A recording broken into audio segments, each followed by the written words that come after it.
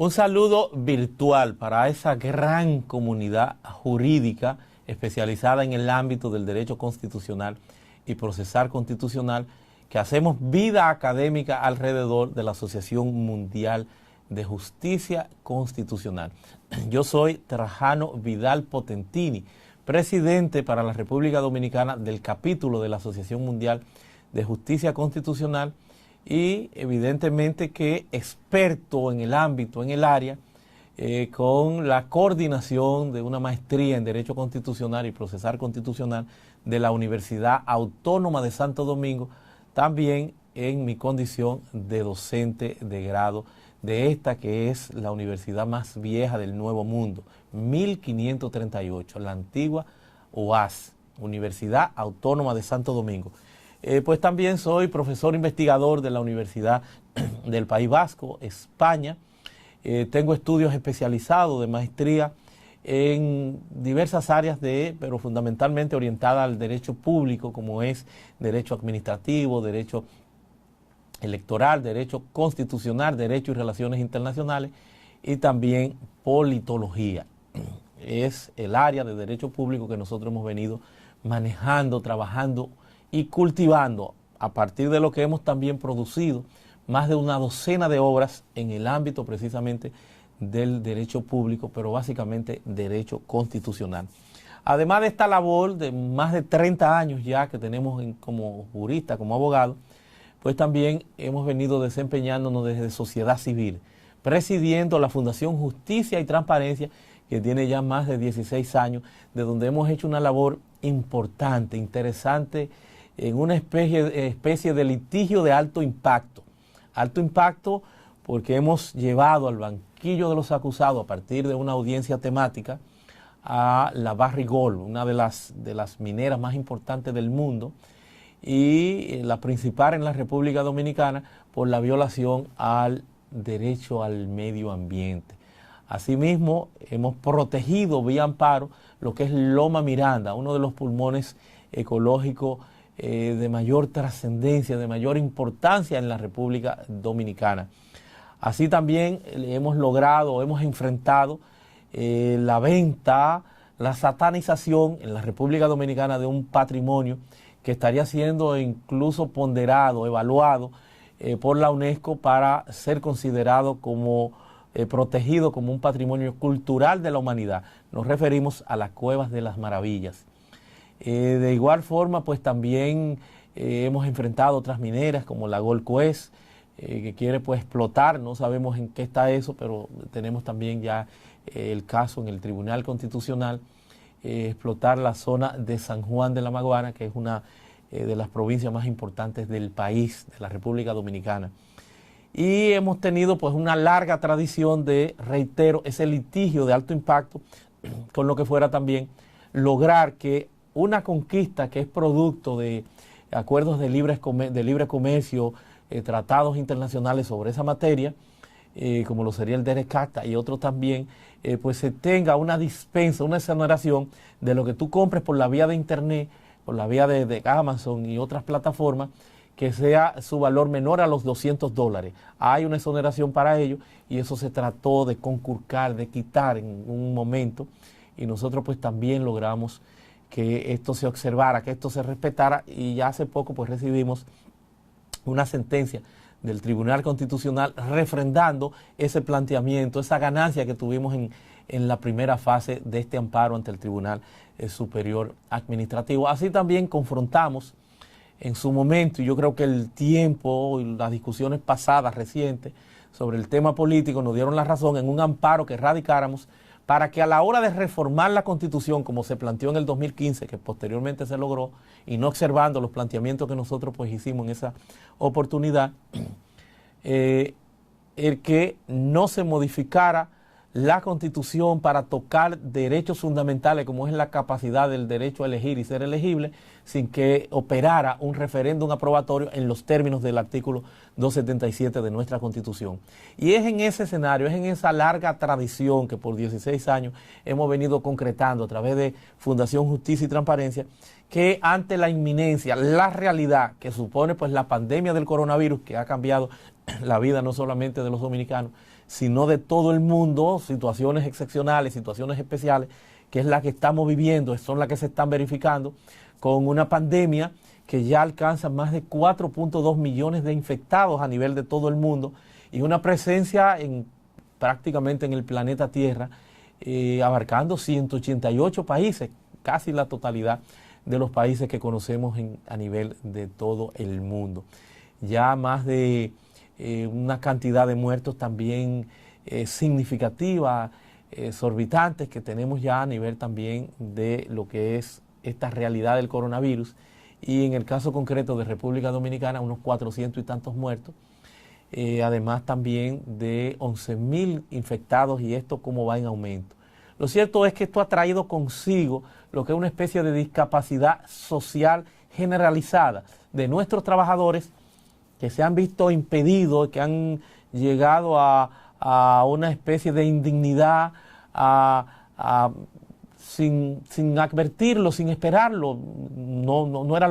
lo que nadie quería, pero tenemos ahora mismo más de 1 millón de trabajadores que han perdido su empleo, otra cantidad similar que están en trámite, porque la clase empleadora lo que hizo fue que se acogió, para tener un respiro de 3 meses, a las causales que dan lugar a la suspensión del contrato de trabajo sin que necesariamente tengan que pagar el sueldo, para tener un respiro, no tener que erogar, buscar prestaciones laborales, sino esos 3 meses, pero con el impacto de este coronavirus en la economía a nivel del mundo y particularmente República Dominicana, pues evidentemente que también van para las calles.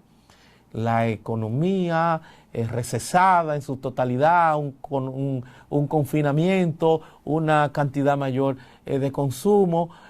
una situación que lleva, reitero, a la inobservancia de lo que es a un estado, diríamos que es inconstitucional, del orden genérico de los derechos fundamentales de esa clase trabajadora.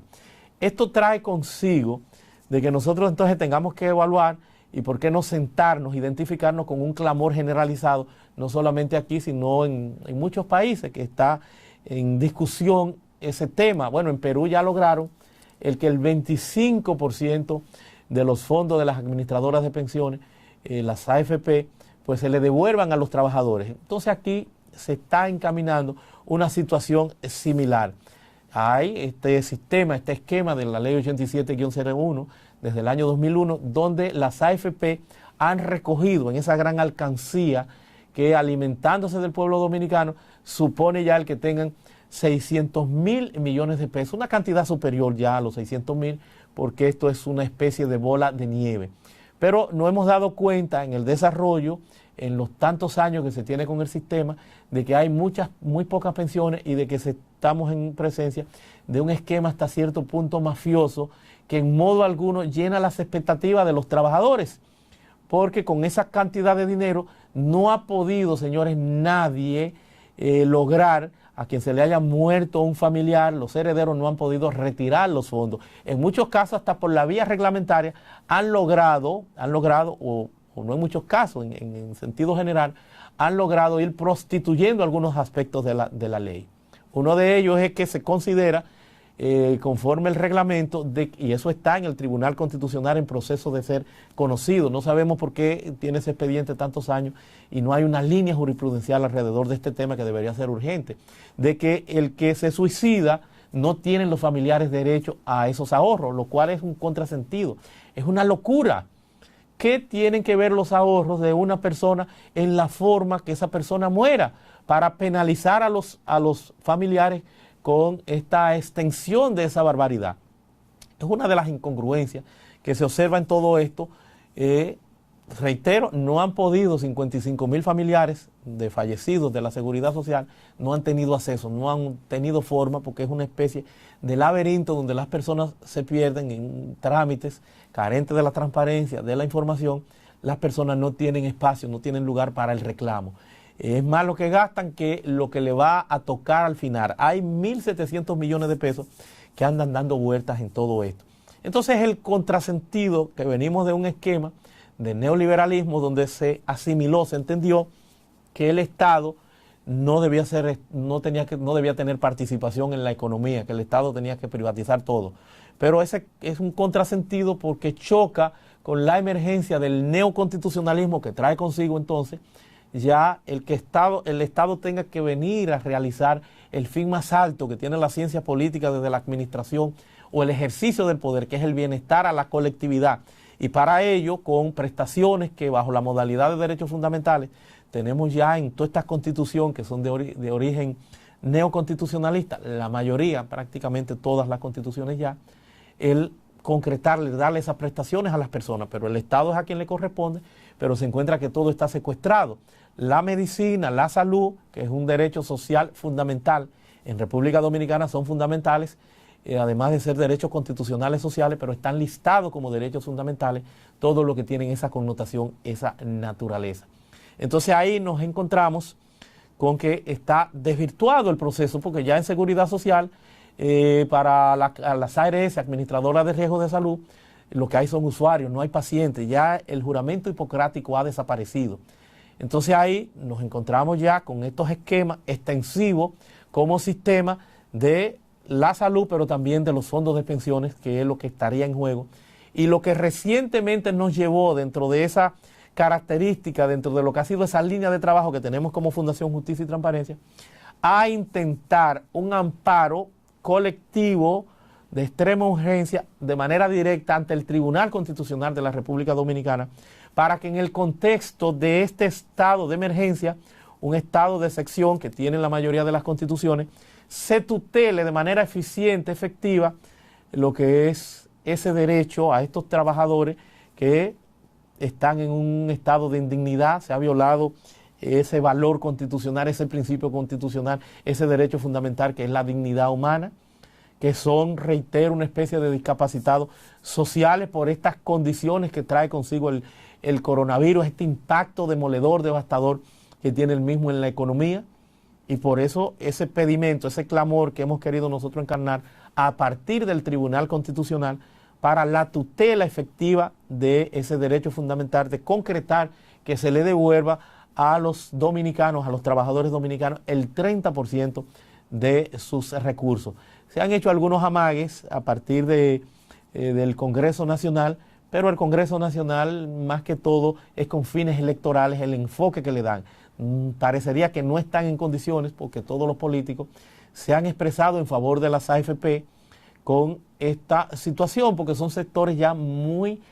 poderosos que tienen el esquema, que tienen el sistema secuestrado. Ante esta situación y bajo las condiciones que tenemos en la República Dominicana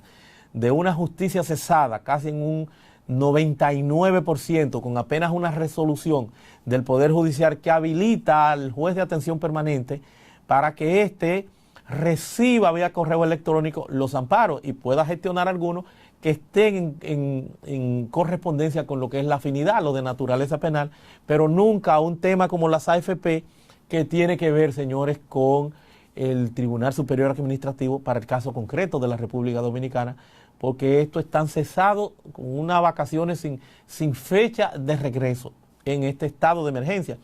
Entonces hemos ido al Tribunal Constitucional y en un caso insólito, sin precedentes, el Tribunal Constitucional de la República Dominicana, que es el guardián de la Constitución, el máximo intérprete de la Constitución, el protector de los derechos fundamentales, el que se expresa con decisiones que tienen un carácter erga omnes, general, extensivo y de cumplimiento para todos los poderes públicos, fuimos a ese tribunal para que él mismo pues gestionara la tutela de estos derechos porque no tenemos a dónde ir.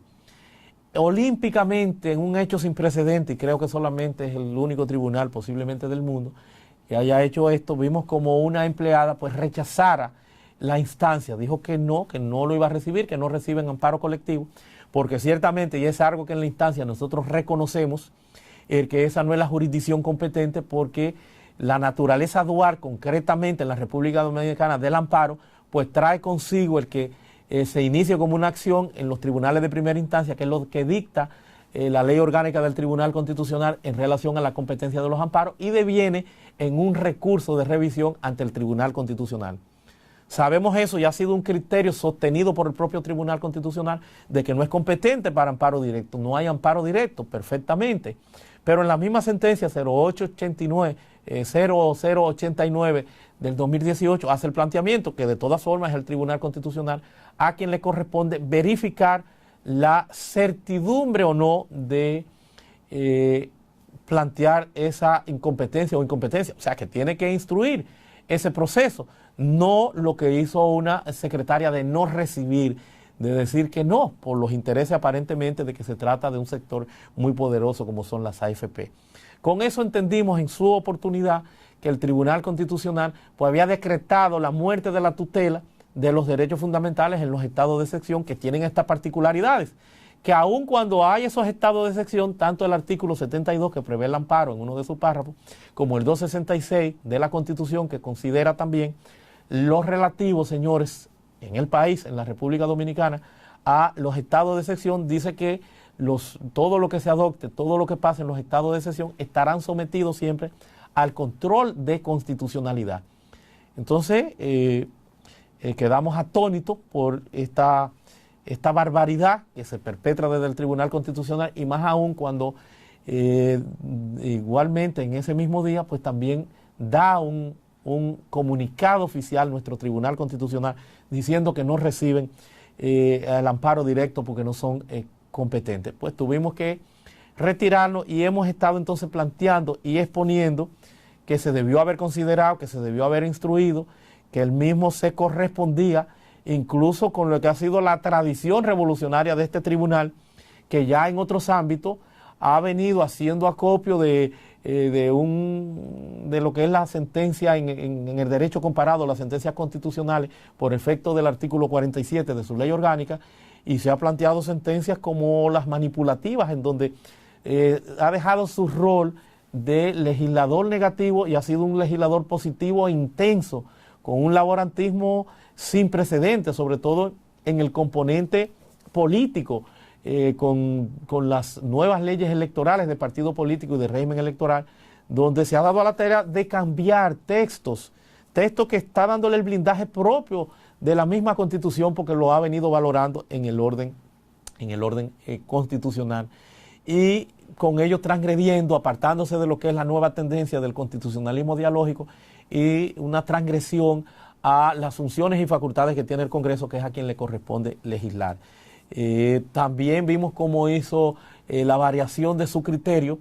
el criterio de darle la connotación de acción popular a la acción de inconstitucionalidad, aun cuando la Constitución Dominicana no es la previsión que trae en el artículo 185, numeral 1, cuando dice que solamente los que tienen un interés legítimo y jurídicamente protegido son los que pueden tener acceso a la acción de inconstitucionalidad, pero también de igual forma los senadores y diputados si un tercio de su matrícula así lo radica y el presidente de la República. Entonces te dice que era una acción que estaba limitada y que el sentido de la Constitución y de ese criterio de interés legítimo que se había limitado a lo que era el interés legítimo de los franceses, a quien era parte en un proceso, y que ya se había sentado ese criterio por la Suprema anterior en condiciones o en calidad de control concentrado de la constitucionalidad como justicia de sección. Y han generado estos cambios y también han venido trillando un camino de excelencia a nivel de lo que es la tutela de una serie de derechos fundamentales. Por eso entendíamos que debió haber dado ese paso adelante, no debió haber desaprovechado ese espacio histórico, ese amparo, para con él tratar por lo menos de bajarle, enmendarle la plana, de bajarle raya al Consejo del Poder Judicial, que es quien ha cerrado la justicia en un 99% y ha dejado apenas la limitación de que un juez de la instrucción sea el que pueda pues recibir vía correo electrónico estos amparos en aras del tema de los derechos fundamentales. Es lo que nosotros hemos venido planteando, es lo que nos ha invitado a una gran preocupación en la República Dominicana, el que podamos estar asistiendo pues a la muerte de la tutela de los derechos fundamentales. Por eso he considerado importante, trascendente de que el doctor Velandia, de que la Asociación Mundial de Justicia Constitucional no haya habilitado este espacio para que emerja una discusión, para que pongamos esto en debate, porque es de mucha preocupación. Y más aún cuando ahora que nos estamos estrenando en los términos que se ha planteado con los estados de excepción en República Dominicana, el de emergencia y la supresión de algunos derechos fundamentales. Hay que asimilar, hay que entender que estamos bajo la égida de un régimen excepcional, como se plantea en un estado de emergencia, y que necesita de esa inventiva y de las soluciones más variadas para precisamente en aras del constitucionalismo y dándole respuesta a grandes problemas que se avecinan. Máxime, República Dominicana, que no sería solamente la tutela de estos derechos fundamentales, sino el tema político. Pudiéramos asistir a un apagón constitucional si el 16 de agosto no tenemos, antes del 16 de agosto, elecciones. Hemos tenido que irla postergando para el 5 de julio, con la eventualidad de una segunda vuelta, con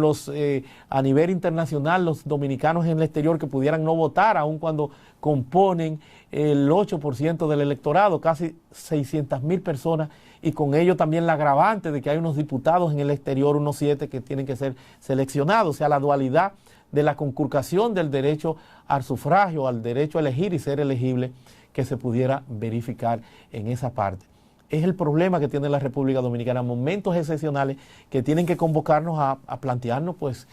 toda esta dinámica, esta gimnasia constitucional que no se aleja de esa realidad de que de forma concurrente, de manera excepcional, el Tribunal Constitucional pueda hacer acopio de lo que es ese amparo, aun cuando no le corresponda, porque es un amparo directo y no hay amparo directo, pero ante esa excepción, debió haberse pronunciado. Ojalá que pueda aperturarse. Creo que hay ahí magistrados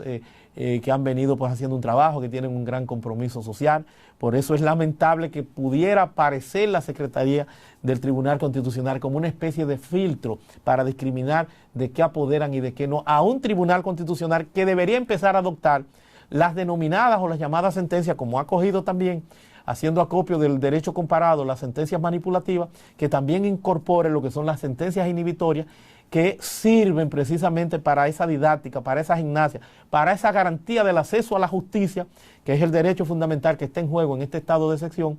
con el Tribunal Constitucional y con aquellas personas que no conocen o no manejan los temas que debe el Tribunal Constitucional darle albergue y cobijo. De que esas sentencias inhibitorias, cuando tú vas a ese tribunal, aun cuando no ha llenado los requerimientos, esta sentencia, que es una de las críticas que tienen, que no se va a explayar, no va a conocer el fondo, pero te permitirá en esa sentencia inhibitoria el que tú puedas regresar, el que tú llenes las expectativas, como pasa en Colombia y en muchos países, las expectativas que están planteadas en términos de la temática constitucional y de los principios rectores de la justicia constitucional, que son claros en la República Dominicana y que deben estar presentes: la celeridad, la accesibilidad, el acceso a la justicia, que tiene que ser un presupuesto base de todo Estado social y democrático de derecho.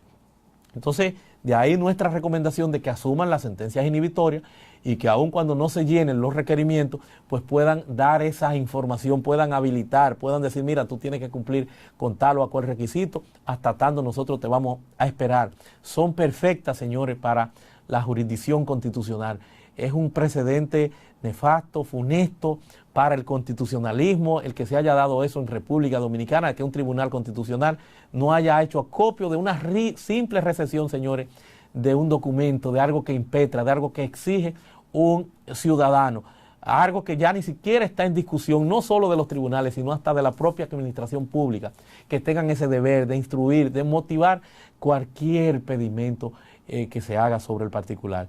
Yo con esto pues agradezco a la Asociación Mundial de Justicia Constitucional que nos ha servido este espacio, esta posibilidad de interactuar y participar, y con esto pues dejar sobre la mesa la apertura de este debate que debemos trabajar, porque no es propio de República Dominicana. Sé que también son muchos los inconvenientes, las incongruencias que hay de esta circunstancia excepcional que ha traído el coronavirus a nivel del mundo. Será hasta una próxima oportunidad y reiterándole mi gratitud.